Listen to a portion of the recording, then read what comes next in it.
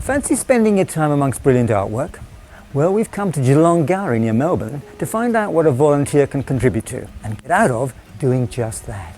Even a cursory glance at the gallery's website reveals a lively approach to art. A youth ambassador program and the Gallery After Dark are just a couple of items on its YouTube channel.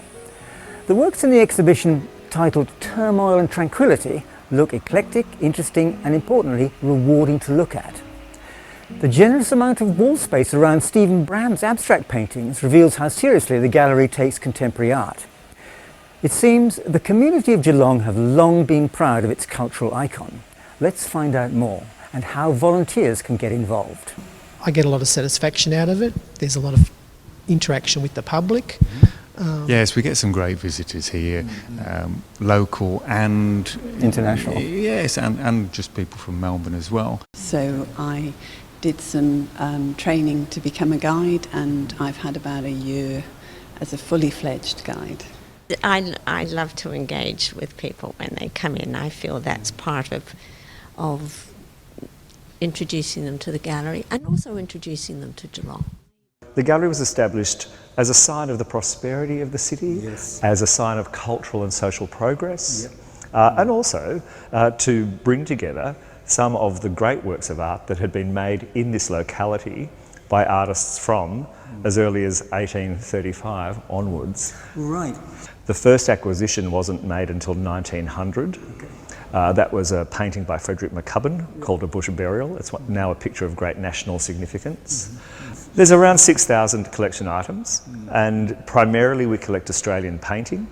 Work on paper, we have an outstanding collection of Australian and international printmaking. We have around 2,000 decorative arts and crafts. We have a nationally important collection of painted British and Welsh and Irish porcelain. And we collect a great deal of contemporary arts. And do you have many volunteers who work here? We have a great core of volunteers, and it's constantly changing, and I'm pleased to say it's constantly growing. I think we currently have around about 95. Every year there's a bit of a shift in that number. We do 2 volunteer intakes every year in February and July, and we bring in about 10 to 12 new faces. Every suite of new exhibitions that we put on, we have an invigilator briefing. So that is a presentation from the curatorial team, but also for a chance for all of the volunteers to get together and network and meet each other and create connections that way. And how many hours roughly a week does a volunteer put in? So each shift is about 3.5 hours. Right. We recommend that everyone does a shift maybe once a week or once a fortnight. Yeah. But it does depend on the individual as well. Yeah. We're quite flexible with it. And the full age range? Yes, certainly. We have everyone starting university all the way through to volunteers that have been retired for a number of years and come here as a way of engaging with their community. What sort of training does a volunteer need? Of course, there are no prerequisites for the training at the Geelong Gallery. We just ask for a passion for the arts and are wanting to share that with our community. We do an intensive orientation session for all of the new volunteers. We have exhibition briefings every 4 to 6 months, and there's a lot of on-the-job training as well. Particularly for our guiding program, we've got a really wonderful guiding program of about 15 guides. They have more intensive training where they have monthly meetings, curatorial briefings and a lot of professional development workshops as well. Right. So what keeps you coming back? Well, I started as an invigilator here in the gallery, and then I progressed on, and I also do guiding now. Right. I get a lot of satisfaction out of it. There's a lot of interaction with the public. It's good to be able to enhance visitors' experience here at the gallery because you can. Of course.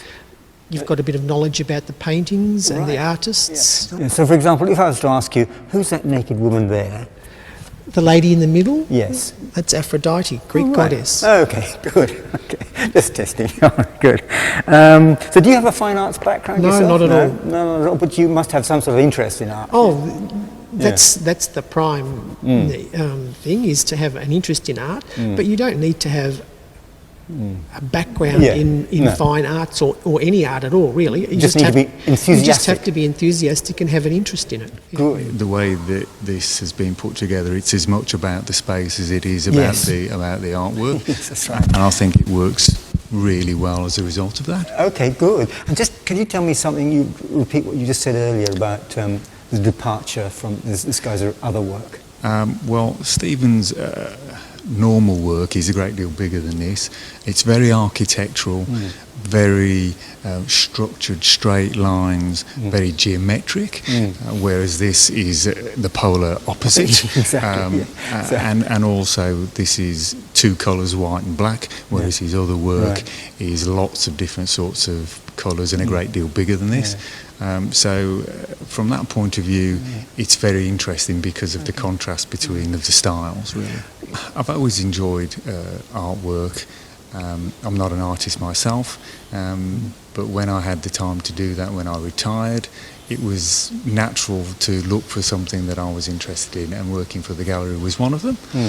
Being exposed to the variety of artwork that the gallery's got is great, and I really enjoy that part of it. If there's an exhibition on, then we might do 2 days a week, 2 shifts a week, or when it's not so busy, I might just do a couple of shifts a month, and there's a nice vibe to the other volunteers and the staff as well while we're here. So it's a great excuse to talk to people and get together with people for coffee, etc. Outside of the gallery.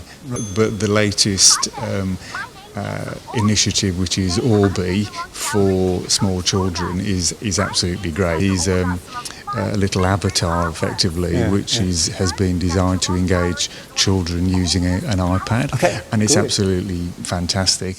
So what is your role as a volunteer here? Yes, I'm mostly in the shop. I do other things as well if there's an opening or, but mostly I come, every Thursday I come to the shop. And I enjoy it because I do whatever needs to be done, whether it's dusting, tidying up, unpacking, pricing, whatever, as well as selling. It's always exciting to sell. Do you know about the products here? I try to keep ahead of the products. What's in that box over there? Could you pull that out? This is great fun because I love it. It's the Geelong edition.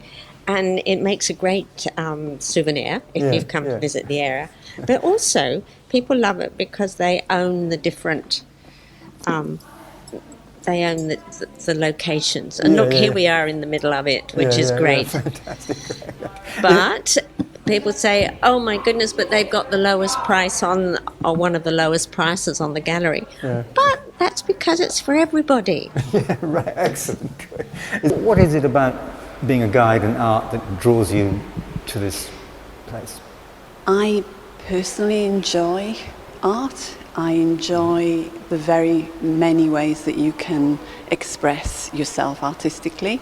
So not just about paintings, but sculpture, porcelain, even fabric, textile design, all those wonderful areas. It's that sort of conversation that you can have with someone who's come into the gallery helps us both enjoy the art. We take a very serious approach to audience engagement and our public programming, and our audience engagement reaches across to schools, universities, right through many community groups, and we have programs that range from our Geelong Babies program right through to a very important program in which we work with a number of organisations helping people with dementia. And introducing art as a way of promoting conversation, igniting memory. So our public programming really runs the full gamut across ages and across cultures. Fantastic. Galleries across Australia, such as this one in Geelong, are part of the soul of their communities, taking people beyond the mundane in life. I got the sense, talking not just to Jason, the director, but to all the volunteers here, that they took pride in being part of this long-standing cultural endeavour, because it's not a major metropolitan institution, it's a regional institution. The application of the word community is thoroughly apt here. I like the way a volunteer could progress from being an invigilator to a fully fledged guide if they wanted to, and that they were fully supported with ongoing training. It was also evident that the most important aspect of the qualities needed to volunteer was, surprise, surprise, enthusiasm and the ability to communicate it. So if you live in regional Australia or anywhere else within cooee of a gallery and you like art, why not check it out to see how you can contribute? Oh, by the way, if like me you enjoy history, do you remember the director's bit about where the wealth came from to fund the gallery originally? Well, the evidence is right there across the road.